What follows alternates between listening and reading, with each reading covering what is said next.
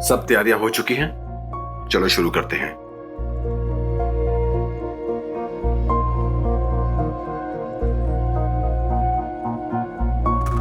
Sir, मैं doctor Praful को बुलाती हूँ। हाँ जल्दी बुला के ले आओ। Doctor Praful, doctor Praful. आप लोग सब बाहर निकलिए। इतना छोटा सा ऑपरेशन था, मर कैसे सकते हो आप? डॉक्टर, तुझको तो आज मैं छोड़ूंगा नहीं, काट डालूंगा उससे।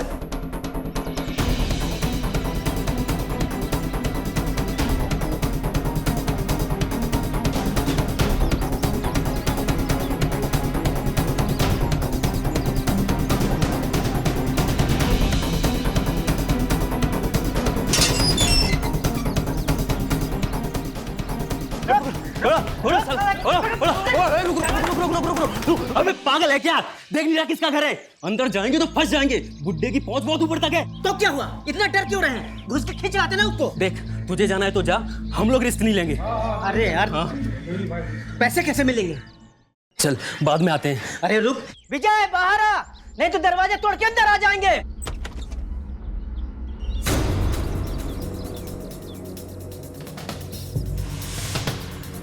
दरवाजे को या मेरे पति को हाथ भी लगाया ना तो काट के रख दूंगी।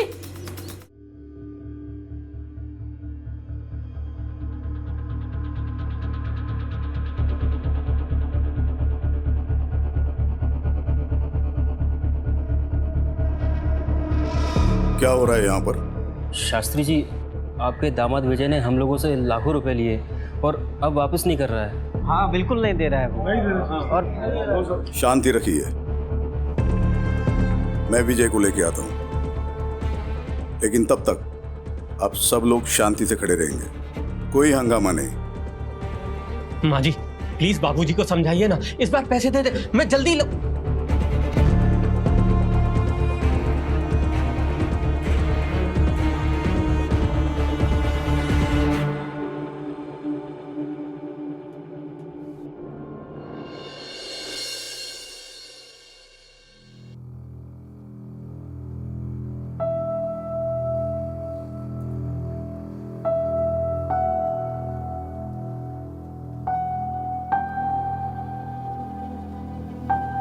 हेलो, केशव शास्त्री बोल रहा हूँ। आप यहाँ हमारे घर आ जाइए तुरंत। बाबूजी, बाबूजी मैं आपका दामाद हूं, आप ऐसा नहीं कर सकते। ये लोग मुझे मार देंगे, आपकी बेटी भी।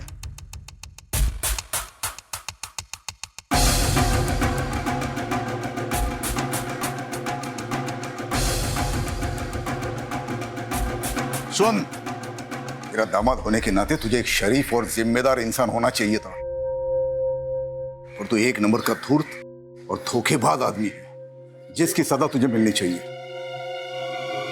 ले जाइए इसे।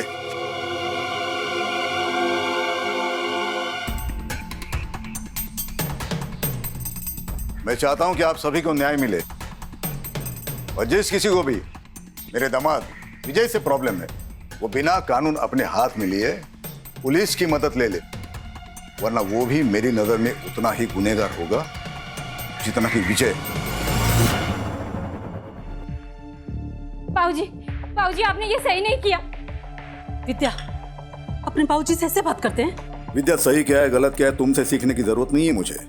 और बाबूजी ने वही किया जो एक शरीफ इंसान को करना चाहिए। मक्खन लगाना बंद करो, अगली बारी तुम दोनों की। तुम्हें क्या लगता है मुझे पता नहीं कि मेरी गैर मौजूदगी में तुम दोनों मेरे दवाखाने में क्या करने जाते हो? सारे पेपर्स मैंने ऑडिट के लिए भेज दिए हैं। ऑडिट का रिपोर्ट आएगा तो तुम दोनों को भी भेज दूंगा जेल में हवा खाने के लिए।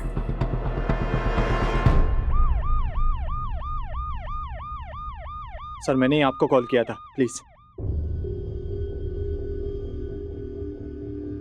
डॉक्टर सेठ, आपने कहा था कि एक पेशेंट की डेथ हुई है। हाँ सर, पेशेंट की बॉडी तक उठा कर ले गए और रिलेटिव्स के सर पर तो खून सवार था। मैं बहुत डर गया था, इसीलिए फिर आप लोगों को फ़ोन किया। ऑपरेशन आप ही कर रहे थे? नहीं मतलब, लेकिन यहाँ सर्जन तो डॉक्टर प्रफुल्ल है ना? मेन सर्जन तो डॉक्टर प्रफुल्ल ही हैं। 10 साल से मैं यहाँ नर्स का काम कर रही हूँ, लेकिन इससे पहले उन्हें ऑपरेशन छोड़ के इस तरह से जाते हुए कभी नहीं देखा मैंने। तो आज क्या हुआ था? रिपोर्ट सुनते ही वो ऑपरेशन डॉक्टर सेठ के हाथ में सौंप कर निकल गए और डॉक्टर से नर्वस हो। वो पेशेंट जिसकी रिपोर्ट के बारे में डॉक्टर प्रफुल्ल पूछ रहे थे, वो कौन है? उनका नाम रोहित मल्होत्रा है।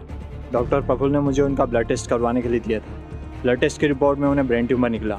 इसे सुनते ही डॉक्टर प्रफुल्ल अचानक से यहाँ से निकल गए। रोहित मल्होत्रा डॉक्टर प्रफुल्ल का कोई खास है? पता नहीं सर।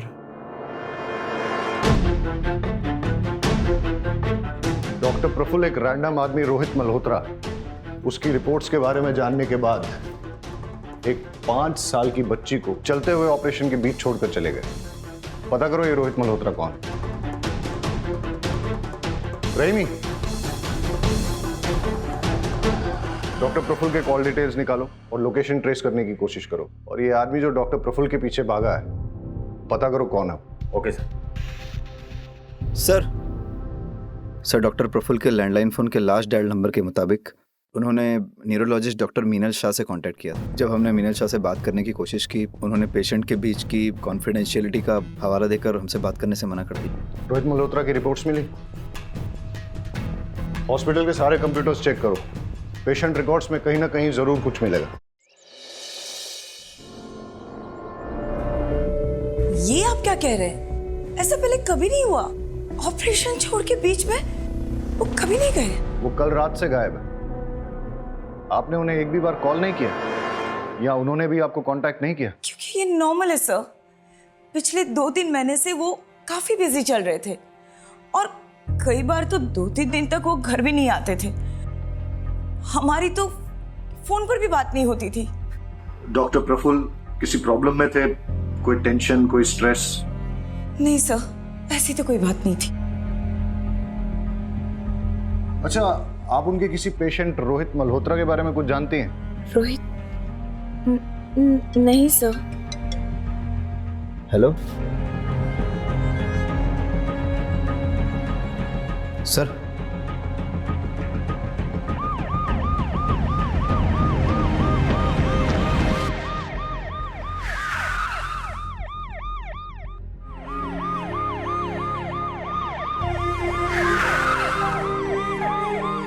ये सब धरना कर रहे हैं। जब तक आप लोग डॉक्टर प्रफुल्ल को गिरफ्तार नहीं कर लेते, तब तक हम लोग ना यहाँ से जाएंगे और ना पिंकी का अंतिम संस्कार करेंगे। हमको न्याय चाहिए, न्याय। अरे न्याय तब मिलेगा जब डॉक्टर प्रफुल्ल मिलेंगे। अभी तो उनका पता ही नहीं है। पुलिस ढूंढ रही है उन्हें। तो जैसे ही हमें मिल जाते हैं, हम उनके खिलाफ मेडिकल नेग्लिजेंस का केस चलाएंगे। लेकिन गलती पिंकी के मामा मंगू की भी है। हॉस्पिटल में तोड़फोड़ करने का इल्जाम है उस पर। और अगर गलती से उसने डॉक्टर प्रफुल्ल के साथ कुछ उल्टा सीधा किया ना, बहुत बुरा फंसेगा। इसलिए आप हमें बता दीजिए कि मंगू कहाँ है? मुझे नहीं पता।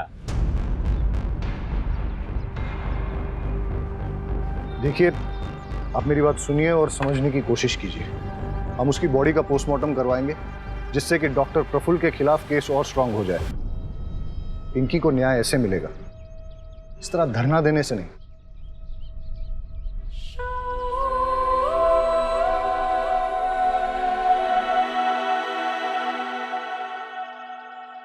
गांव वालों पे नजर रखो।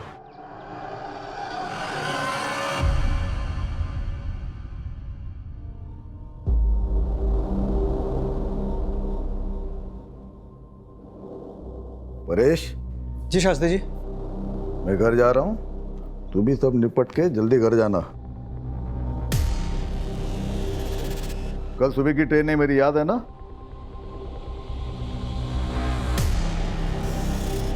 जी शास्त्री जी। हाँ, एक मिनट अभी देता हूँ। नमस्ते। अबे जी, देखिए ना, केवल लगवा लिया। दुकानदारी बढ़ गई, लोग आने शुरू हो गए। बढ़िया है, बस इसी तरह तरक्की करो। मेरी शुभकामनाएं तुम्हारे साथ है।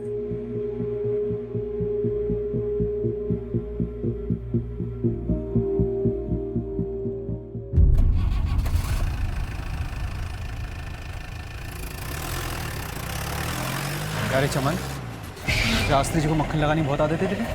गिफ्ट लेने का ज्यादा शौक है क्या तुझे? क्या परेश भाई, चलिए ना आपको एक स्पेशल चाय पिलाता हूँ। स्पेशल चाय पिलाता हूँ, खुद भी ले। क्या परेश भाई आप भी। पापा को मक्खन लगा रही थी ना, अब संभालो। अब ऑडिट होगा तो क्या करेंगे हम? ऑडिट होगा तो जेल में जाएंगे। और ये कैसी बात बोल रहे हो तुम?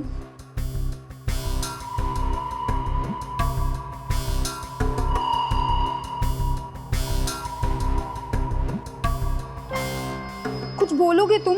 मुझे बहुत डर लग रहा है। तू टेंशन मत ले, सब संभाल लिया मैंने। कल अपनी जिंदगी बदलने वाली है। सच्ची?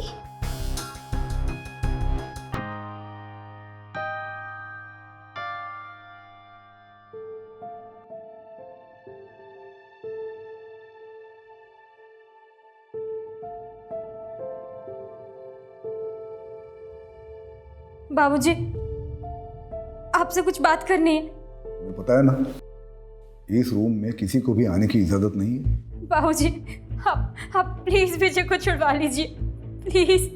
चलो चलो यहाँ से बाबूजी, बाहर चलो। बाबूजी मेरी बात तो बाहर सुनिए। जाओ। बाबूजी प्लीज मैंने मेरी बोला बात बाहर सुनिए। जाओ।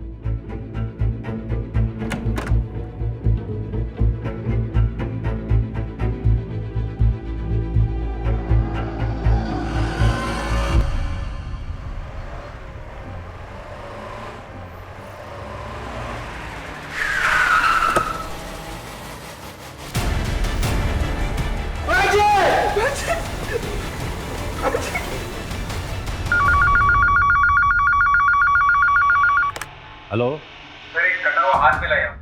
क्या? कहाँ?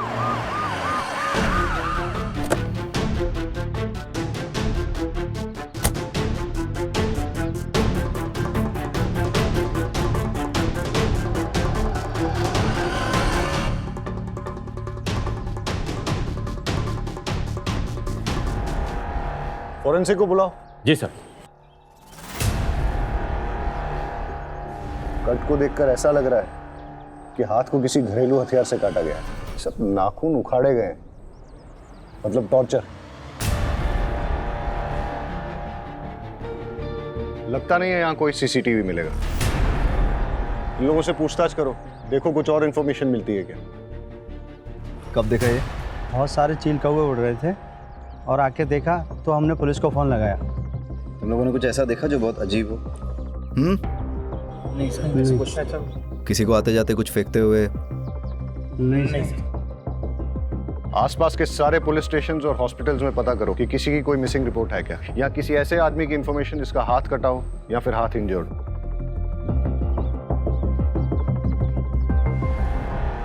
डॉक्टर प्रफुल्ल की कोई लीड? नहीं सर, डॉक्टर प्रफुल्ल ने अपनी वाइफ से कांटेक्ट किया ना किसी जानने वाले से, उनका नंबर भी ट्रेसेबल नहीं आ रहा। और मगनू? सर उसके बारे में भी कुछ पता नहीं चल पाया सर। हो सकता है मंगू ही डॉक्टर को उठा ले गया हो। किडनैप? लेकिन अभी तक कोई रैंसम कॉल आया नहीं। वाघेला सर, हॉस्पिटल की इन्वेस्टिगेशन से कोई लीड मिली?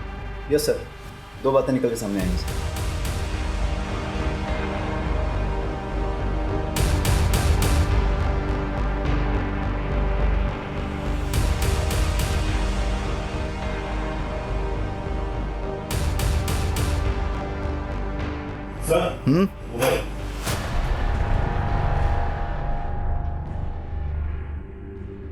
डेटा निकाला इसका? सर फ़ोन में 256 बिट इंक्रिप्शन है, लेकिन हम क्रैक कर लेंगे। सर एक बात और, रोहित मल्होत्रा की रिपोर्ट्स की हार्ड कॉपी तो नहीं मिली, लेकिन लैब के कंप्यूटर से कुछ हाथ लगा है।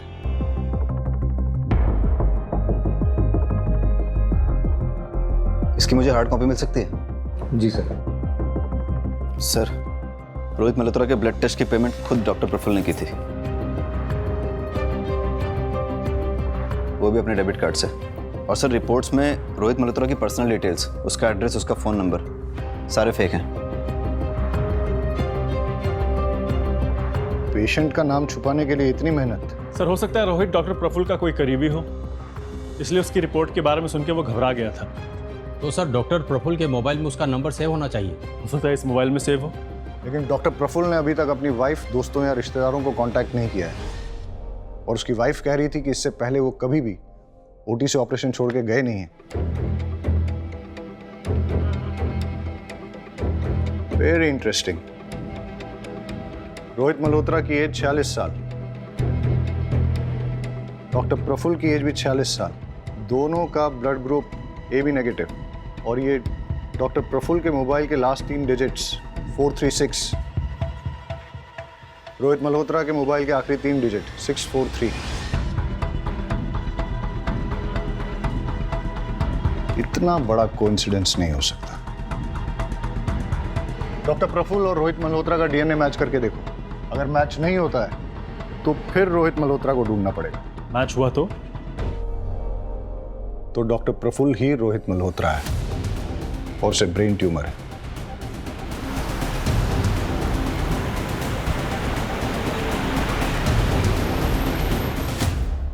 आपको पता है कि आपके पति को ब्रेन ट्यूमर है। क्या? ये आप क्या कह रहे हैं? आपको कैसे पता? डॉक्टर प्रफुल्ल ने रोहित मल्होत्रा के फेक नाम से एक ब्लड सैंपल टेस्ट करवाने के लिए दिया था। वो ब्लड सैंपल डॉक्टर प्रफुल्ल के ब्लड से मैच होता है और इस टेस्ट की रिपोर्ट के अकॉर्डिंग रोहित मल्होत्रा यानी कि डॉक्टर प्रफुल्ल को ब्रेन ट्यूमर है।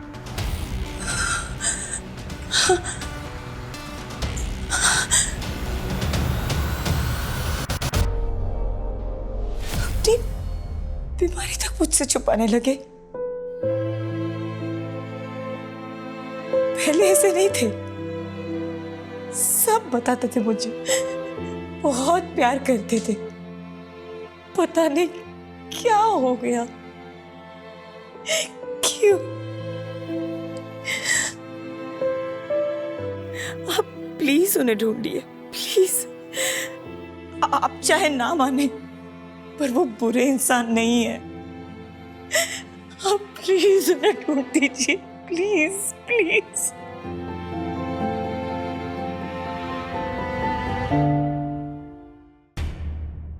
सर, कटे हुए हाथ के फिंगरप्रिंट्स पुलिस डेटाबेस से मैच किए जा रहे हैं। हो सकता है हमारे रिकॉर्ड में से किसी के साथ इसका मैच हो जाए। और सर, फॉरेंसिक की रिपोर्ट के मुताबिक हाथ कटने वाले आदमी की उम्र लगभग 60 साल की थी और जब उसका हाथ काटा गया तो वो जिंदा था। सर, डिस्ट्रिक्ट पुलिस स्टेशन और हॉस्पिटल से भी किसी 60 साल के आदमी के गायब होने या हाथ कटे हुए इंजर्ड आदमी के बारे में नहीं पता चला है।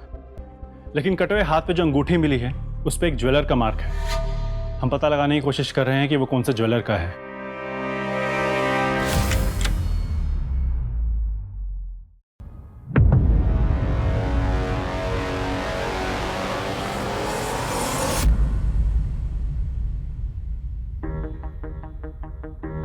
परेश भैया,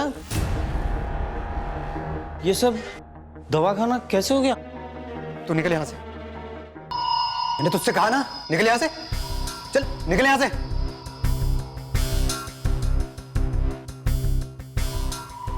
कैश कितना था लॉकर में?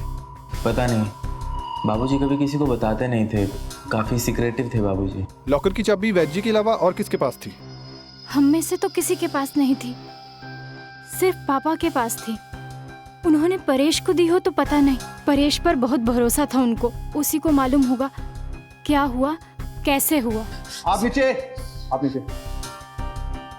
अब सच बोल। सर, मैं सच ही बोल रहा हूँ सर, मेरा विश्वास कीजिए। मेरे पास तिजोरी की चाबी नहीं थी। तिजोरी की चाबी सिर्फ वैद्य जी के पास थी। मेरे पास तो सिर्फ क्लिनिक की चाबी है। जब तूने देखा कि क्लिनिक में चोरी हो गई है तो तूने तुरंत फैमिली को फोन करके कांटेक्ट नहीं किया? बात यह है सर कि वैद्य जी ने मुझसे कहा था कि फैमिली के किसी भी मेंबर को क्लिनिक के आसपास भटकने मत देना, इसलिए मैंने किसी को इन्फॉर्म नहीं किया। ठीक है, हम वैद्य जी को कॉल करके पूछ लेते हैं कि तू सच बोल रहा है कि झूठ। चल वैद्य जी का नंबर बोल बोल बोल। वो तो नहीं मिलेंगे सर। क्यों? क्योंकि सर वैद्य जी किडनैप हो चुके हैं और मेरी आंखों के सामने उनका भी। तूने रिपोर्ट नहीं की? वो लोग भाग गए। कौन सी गाड़ी थी और नंबर क्या था? मुझे कुछ याद नहीं सर, उस समय मेरा दिमाग सुन्न हो गया था, मैं कुछ देख और समझ नहीं पाया, मुझे कुछ याद नहीं सर। हाँ, गाड़ी छोटी थी, मतलब कार थी, इतना मुझे याद है।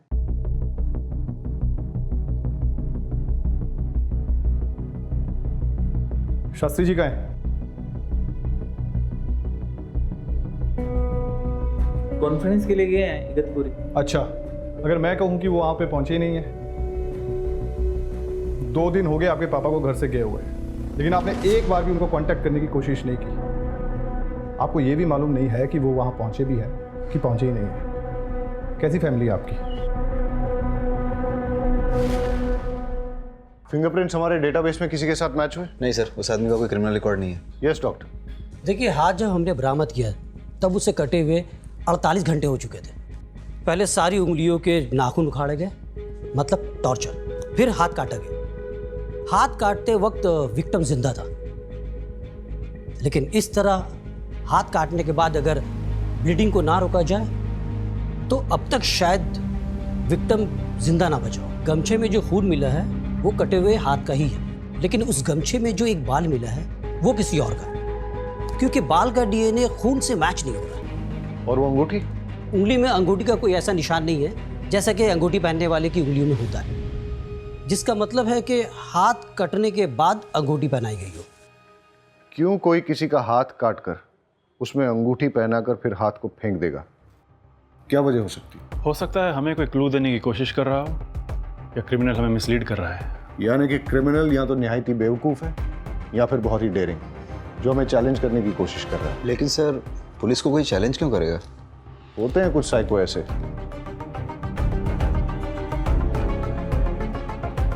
वागेला सर, इस अंगूठी के ट्रेडमार्क से पता करो कि ये किस ज्वेलर की है, और पता करो किसने खरीदी और कब खरीदी। ठीक है सर। Thank you doctor. तो डॉक्टर प्रफुल्ल के कैबिन में मिला फ़ोन डिक्रिप्ट हो गया है। हमें उसमें कुछ फोटोग्राफ्स और 10 फ़ोन नंबर मिले हैं। उन नंबरों को नाम के साथ सेव नहीं किया गया है। इंटरेस्टिंग। पता करो ये 10 फ़ोन नंबर किसके नाम पे रजिस्टर्ड हैं और इन सब से कांटेक्ट करो। और ये जो फोटोग्राफ्स हैं वो किसके हैं? सो डॉक्टर प्रफुल्ल के और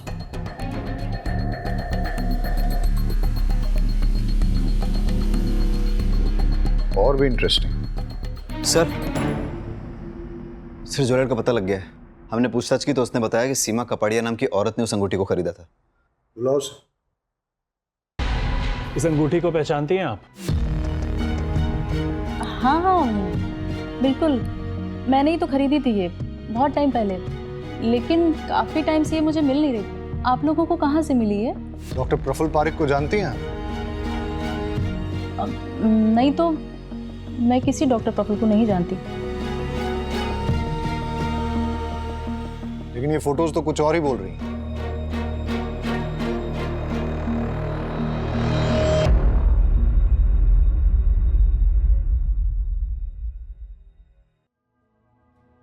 एक्चुअली सर, मैंने ही ये अंगूठी प्रफुल्ल को दी थी। वो कॉलेज टाइम में हम साथ थे, हमारा अफेयर चल रहा था। लेकिन कुछ टाइम बाद मेरी शादी मिस्टर कपाड़िया से हो गई और प्रफुल्ल की भी शादी हो गई, लेकिन हमारा मिलना जुलना अभी भी जारी था। लेकिन आपने डॉक्टर प्रफुल्ल को पहचानने से भी इनकार क्यों किया? प्रफुल्ल कुछ टाइम पहले से मुझसे पैसे मांगने लगा। कह रहा था कि उसके हॉस्पिटल में कुछ लॉस चल रहा है। मैंने स्टार्टिंग में तो पैसे दे दिए, लेकिन वो मुझसे बार बार पैसे मांगने लग गया। जब मैंने मना किया तो मेरी कुछ फ़ोटोज़ उसके पास थी, मुझे ब्लैकमेल करने लग गया। तो फिर आपने क्या किया? मैं क्या करती सर, किसी ना किसी तरह पैसे का अरेंज करके उसको देती रही, लेकिन उसकी डिमांड्स बढ़ती जा रही थी। इसलिए आपने उसको गायब करवा दिया या फिर मार ही दिया? नहीं नहीं, बिल्कुल भी नहीं सर। सर मैंने ऐसा बिल्कुल नहीं किया है सर, ट्रस्ट मी, मैंने कुछ भी नहीं किया सर, कुछ नहीं किया। अंगूठी तो डॉक्टर प्रफुल्ल की है और कटा हुआ हाथ किसी और का है। दोनों में कोई ना कोई कनेक्शन तो होना चाहिए। कैसा कनेक्शन सर? आपको लगता है ये हाथ काट कर डॉक्टर प्रफुल्ल ने डंप किया है? पाठक, डॉक्टर प्रफुल्ल के गायब होने से पहले वो हाथ काटा गया है, और डॉक्टर प्रफुल्ल किसी का हाथ काट के उसे अपनी अंगूठी क्यों पहनाएंगे? वो अपने ही खिलाफ कोई क्लू क्यों प्लांट करेंगे? हो सकता है कोई ऐसा तीसरा आदमी हो जिसका इन दोनों के साथ कनेक्शन हो।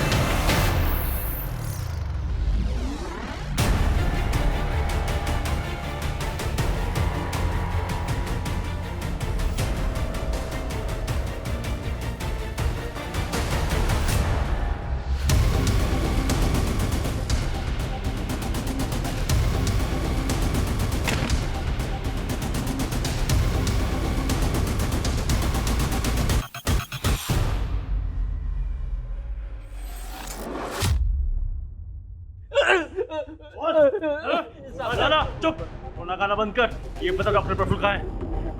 मुझे कुछ नहीं पता। बता, बोल। मैं तो आपके डर के वजह से मैं चुप रहा था साहब। मेरे पास खाने के भी पैसे खत्म हो गए थे साहब, इसलिए मैं गाँव पैसे लेने गया था। तू बताता है डॉक्टर प्रफुल्ल कहाँ है या दुए? साहब मुझे नहीं पता साहब, पता होता तो मैं खुद ही उसको मार देता। अब तक आपको उसकी लाश मिल चुकी होती साहब। साले की किस्मत बहुत अच्छी है, उस दिन बच के भाग गया मेरे हाथों से साहब।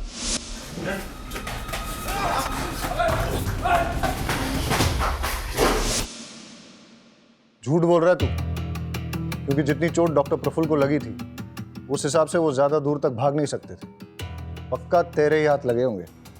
मैंने ढूंढा था साहब, पर मिला नहीं मुझे वो। और आप मुझसे सवाल पूछ रहे? अरे उससे जाके पूछिए ना, जिसके वजह से मेरी 5 साल की भांजी मर गई सब।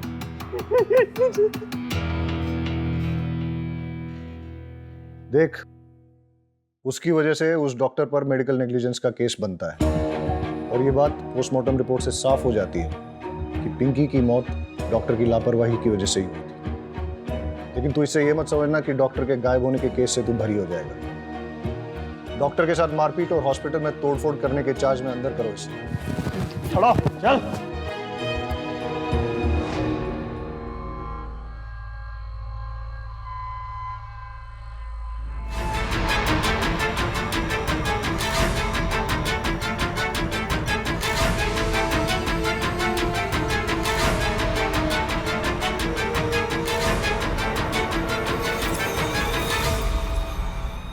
सही कहा था आपने कि वैद्य जी किसी को भी अपना लॉकर छूने नहीं देते, लेकिन हमें वहां पर एक और फिंगरप्रिंट मिले हैं और वो आपके हैं। मैंने कोई चोरी नहीं की है सर। माँ देखिए ना ये क्या कह रहे हैं, बताइए ने। हाँ माँ जी, उन्होंने कुछ नहीं किया है। मैंने कोई चोरी कुछ नहीं किया है सर। मैंने कुछ नहीं किया है तो फिर डर क्यों रहे हो? तलाश लो। सर तलाशी किस बात की जब मैंने कुछ किया ही नहीं है।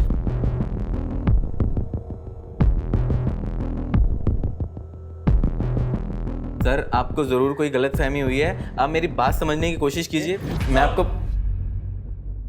ये देखिए, इसकी अलमारी से क्या मिला है।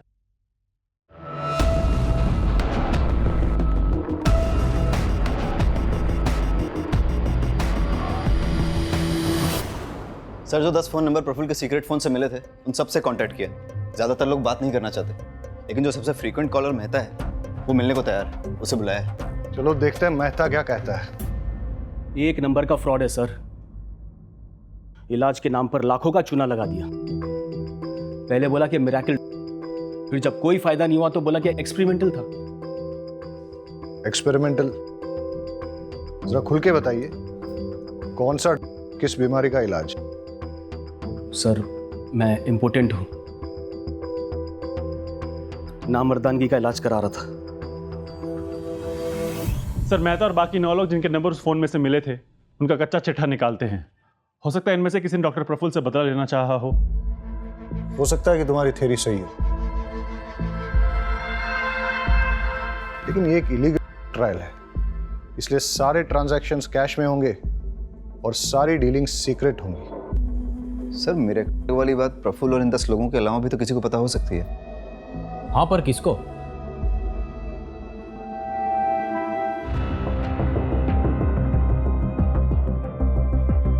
वो 10 आदमी जिन पे ये एक्सपेरिमेंट चल रहा था, उनमें से किसी ने भी डॉक्टर प्रफुल्ल या आपको कोई धमकी वगैरह दी? दिनेश मेहता नाम का एक आदमी कुछ दिन पहले घर आया था। आपको मेरी बात समझ में आ रही है नहीं आ रही है? देखिए मिस्टर मेहता, आप मुझे इस तरीके से धमका नहीं सकते।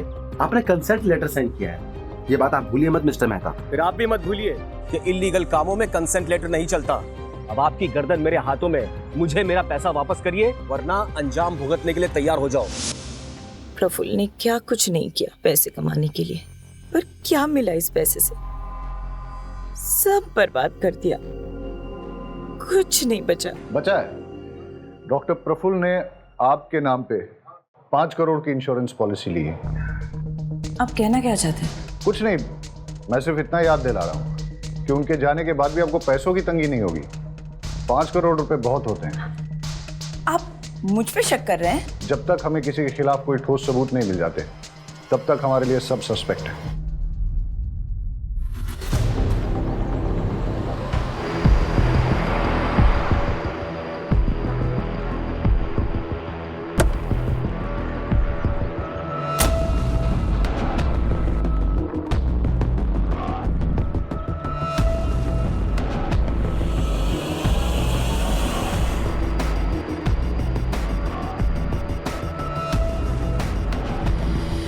सर मुझे तो एक कटे हुए हाथ वाले केस का पार्ट लग रहा है। देखिए ना, इस पैर को ऐसी जगह डंप किया है जहाँ पे आसपास सीसीटीवी कैमरा होना मुश्किल है। वागेला रहीमी, आसपास चेक करो, कुछ और क्लू मिलता है क्या?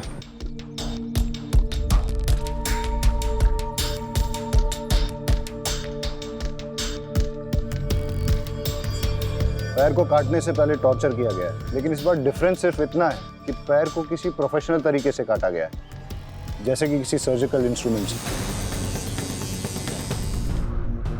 हो सकता है कि हम सही हो, ये कटा हुआ पैर और वो कटा हुआ हाथ एक ही बॉडी का हो। डीएनए मैच करा के देखते हैं और देखते हैं कि फॉरेंसिक की इन्वेस्टिगेशन से क्या मिलता है।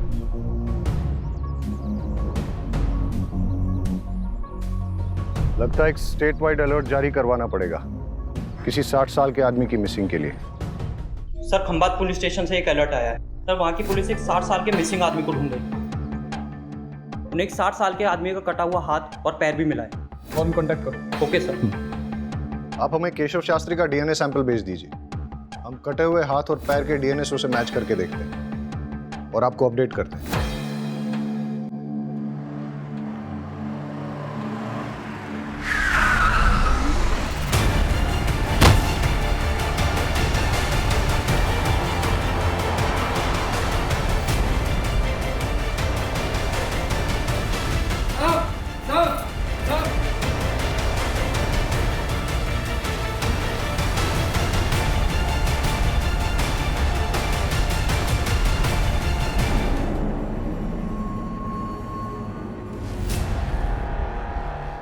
आपने जो डीएनए सैंपल भिजवाया था वो मैच कर गया है। इस बार भी पैर काटते वक्त वो आदमी जिंदा था।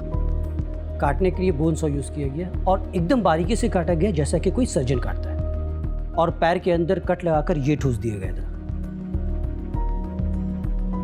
और इस कपड़े से पैर को बांधा गया था जिसमें ऑर्गेनिक डाई है जो कि हैंडलूम में यूज़ किया जाता है, और पैर के खून में ग्लिटर भी लगा है जो कि सेम ग्लिटर हमें डॉक्टर प्रफुल्ल के नाखून में मिला। मतलब डॉक्टर प्रफुल्ल और शास्त्री जी जिनका कि हाथ और पैर काटा गया, इन दोनों को एक ही जगह रखा गया था और वहीं से डॉक्टर प्रफुल्ल हमें कोई क्लू भेजने की कोशिश कर रहे थे। Okay doctor, thank you. Okay bye.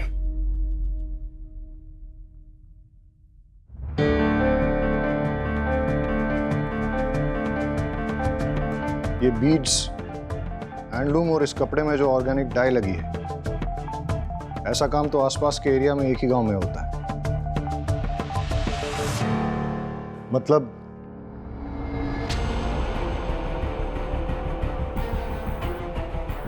Inspector Shekhar. Yes sir. मैंने आपको यहाँ इसलिए बुलाया है क्योंकि हमें विक्टिम की लोकेशन का पता चल गया। आप लोग भी चलिए हमारे साथ। सर।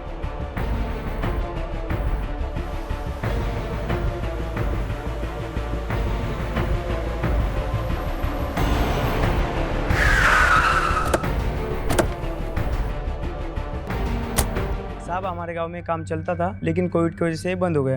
पास में एक फैक्ट्री है, उधर देख सकते हैं।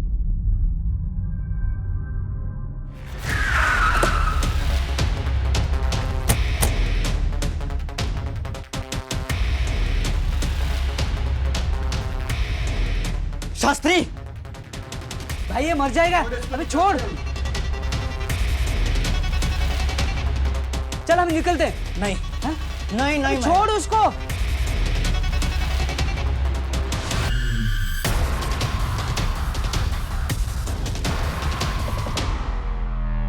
छोड़ अबे चल चल नहीं।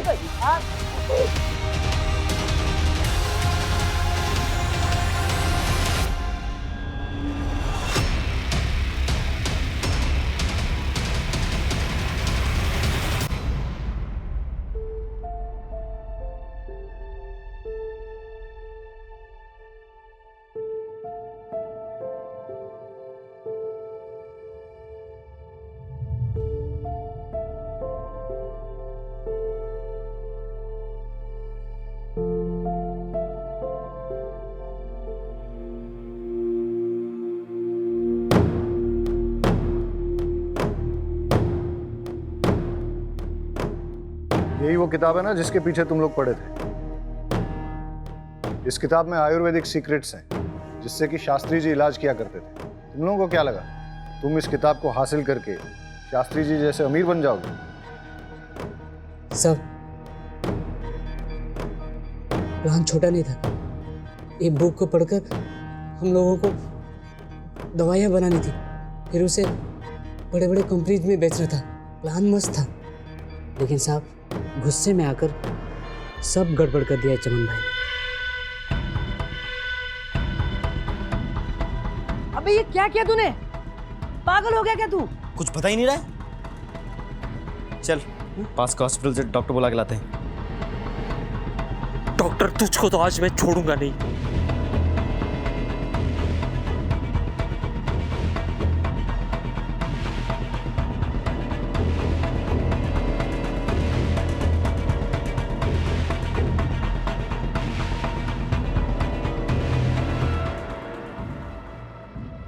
लेकिन साहब वो डॉक्टर भी निकम्मा निकला। तो इसलिए तुम लोगों ने डॉक्टर प्रफुल्ल को भी मार दिया? मेरे प्लान के बीच में कोई नहीं आ सकता, चाहे वो डॉक्टर हो चाहे शास्त्री। मैं दवाई बना के बेच कर रहा हूँ। सर, लगता है पागल हो गया है।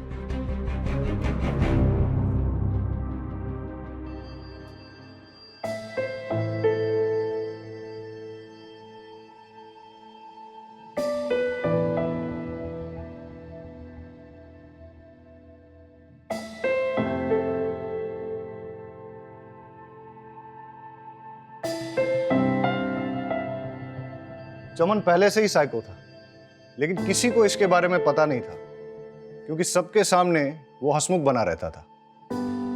चमन ने सोचा कि अगर वो किसी तरह से शास्त्री जी की किताब को हासिल कर लेता है तो वो शास्त्री जी की तरह ही संपन्न बन जाएगा। लेकिन उसे यह नहीं पता था कि विद्या को चोरी या जबरदस्ती से हासिल नहीं किया जा सकता। विद्या के लिए गुरु बहुत जरूरी होता है। अगर किसी तरह से चमन को ये किताब मिल भी जाती, लेकिन बिना गुरु के वो उसका कोई फायदा नहीं उठा पाता। लालच से अकल पर पर्दा पड़ जाता है और यही चमन के साथ भी हुआ। इसीलिए अब चमन पर आईपीसी की धारा 326 voluntarily causing grievous hurt through dangerous weapon, धारा 368 किडनैपिंग, धारा 343 रॉन्गफुल कन्फाइनमेंट, धारा 330 और 348 टॉर्चर, धारा 302 मर्डर, इसके तहत चार्जेस लगाए जाएंगे।